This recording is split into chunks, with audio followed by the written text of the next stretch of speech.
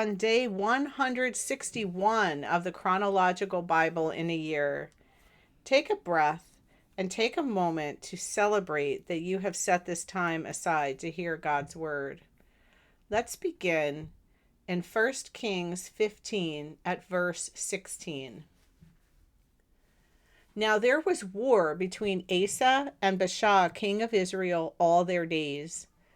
Baasha, king of Israel, marched against Judah and fortified Ramah in order to prevent anyone from going out or coming in to King Asa of Judah. Then Asa took all the silver and the gold that was left in the treasuries of the house of the Lord and the treasuries of the king's house, and handed it over to his servants.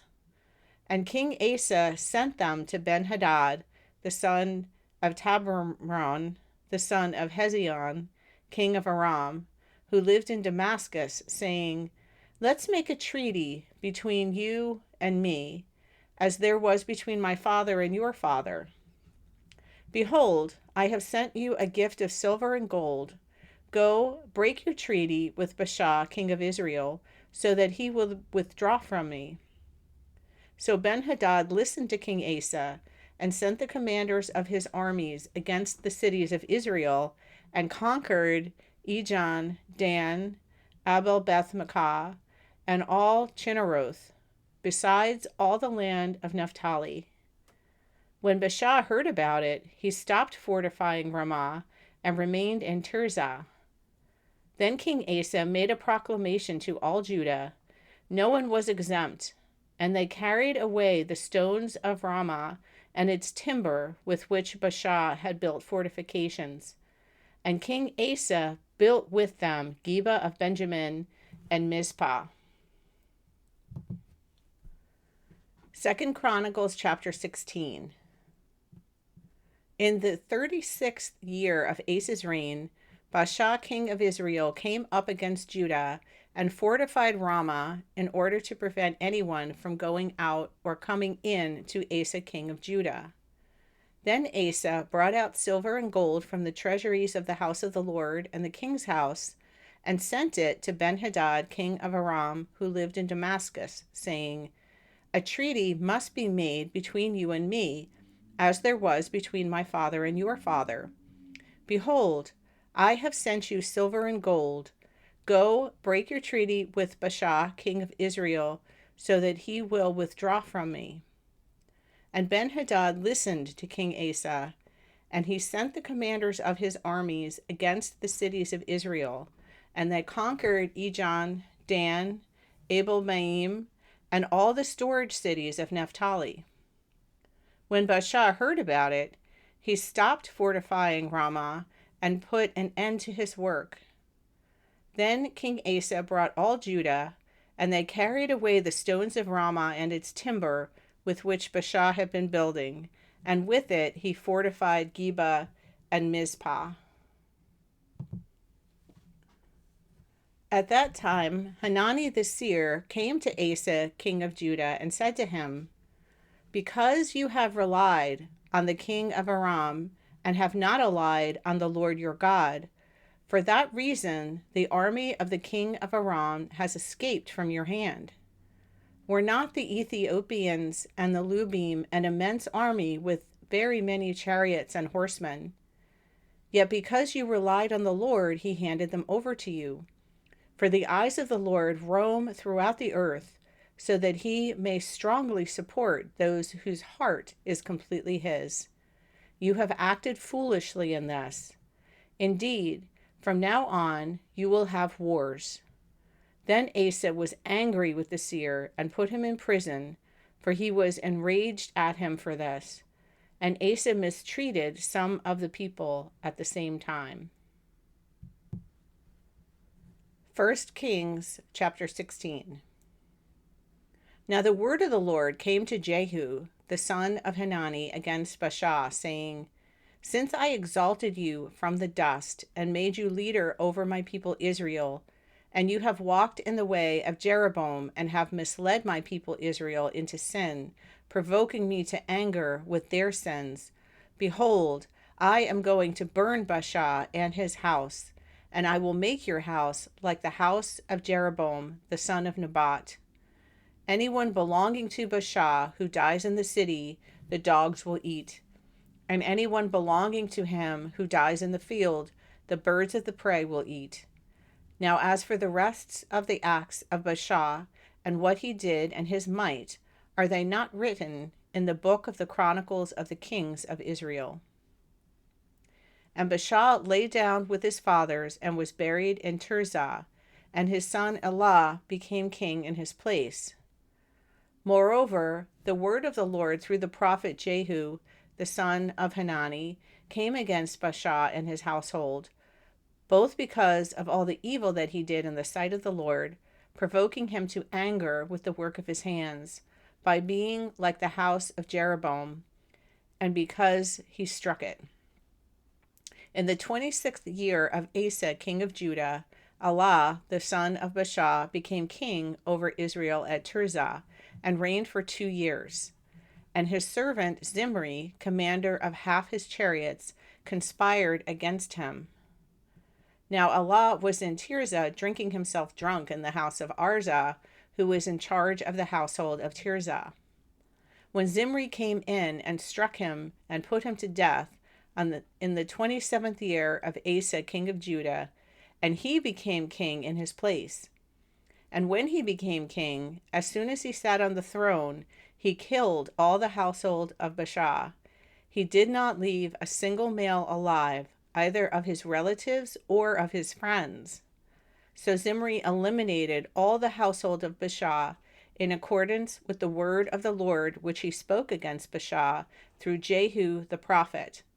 For all the sins of Baasha and the sins of his son Elah, which they committed and into which they misled Israel, provoking the Lord God of Israel to anger with their idols. Now, as for the rest of the acts of Elah and all that he did, are they not written in the book of the Chronicles of the kings of Israel? In the 27th year of Asa, king of Judah, Zimri reigned for 27 days in Tirzah. Now the people were camped against Gibbethon, which belonged to the Philistines. And the people who were camped heard it being said, Zimri has conspired and has also struck and killed the king.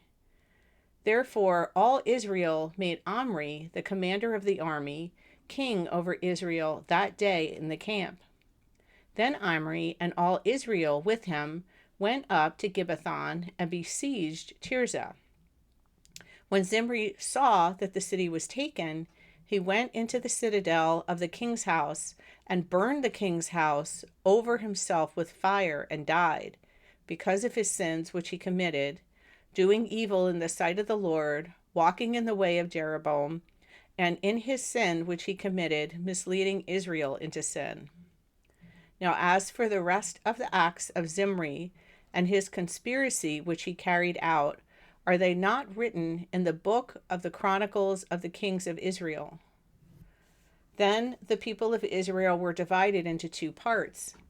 Half of the people followed Tibni, the son of Ginath, to make him king. The other half followed Omri. But the people who followed Omri prevailed over the people who followed Tibni, the son of Ginath. And Tibni died, and Omri became king. In the 31st year of Asa, king of Judah, Omri became king over Israel and reigned for 12 years. He reigned for 6 at Tirzah. And he purchased the hill Samaria for Shemer for 2 talents of silver. And he built on the hill and named the city which he built Samaria after the name of Shemer, the owner of the hill. Now Omri did evil in the sight of the Lord, and acted more wickedly than all who were before him.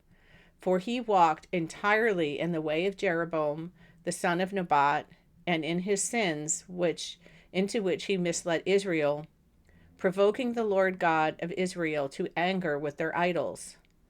Now as for the rest of the acts of Omri, which he did, and his might which he displayed, are they not written in the book of Chronicles of the kings of Israel? And Omri lay down with his fathers and was buried in Samaria, and his son Ahab became king in his place.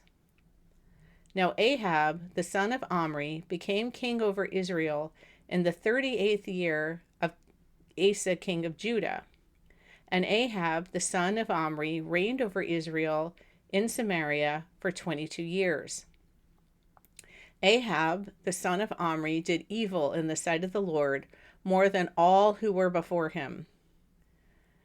And as though it had been a trivial thing for him to walk in the sins of Jeroboam, the son of Nebat, he married Jezebel, the daughter of Ethbaal, king of the Sidonians, and went and served Baal and worshipped him.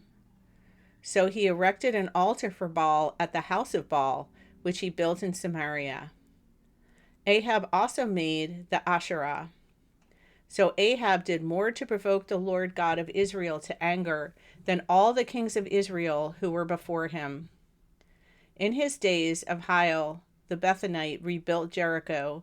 He laid its foundations with the loss of Abiram, his first son, and set up its gates with the loss of his youngest son, Segub, in accordance with the word of the Lord, which he spoke to Joshua, the son of Nun.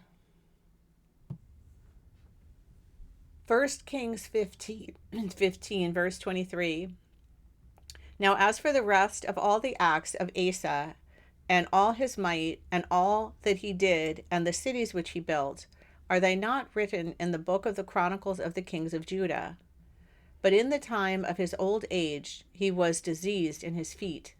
And Asa lay down with his fathers, and was buried with his fathers in the city of his father David. And his son Jehoshaphat reigned in his place. 2 Chronicles 16, starting at verse 11. Now the acts of Asa, from the first to the last, behold, they are written in the book of the kings of Judah and Israel. In the 39th year of his reign, Asa became diseased in his feet. His disease was severe, yet even in his disease he did not seek the Lord, but the physicians. So Asa lay down with his fathers and died in the 41st year of his reign. They buried him in his own tomb, which he had cut out for himself in the city of David, and they laid him in the resting place which he had filled with spices and various kinds blended by the perfumer's art, and they made a very great fire for him. 2 Chronicles chapter 17.